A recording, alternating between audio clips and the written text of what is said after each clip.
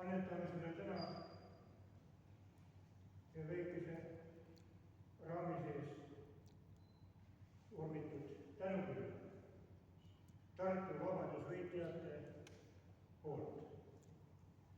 Ja siin on öeldud: väga austatud härra Arnold Kull, õnnitleme ja tunnustame teid teie 100. juubeli sünnipäeval vabadussõja ideaalide hoidmisel ja kurjuse riigile vastupanu osutamisel, andmaks väärika panuse vaba Eesti iseolemise vaimu edasikandmisel.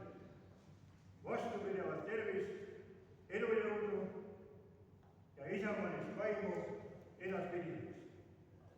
Vot selline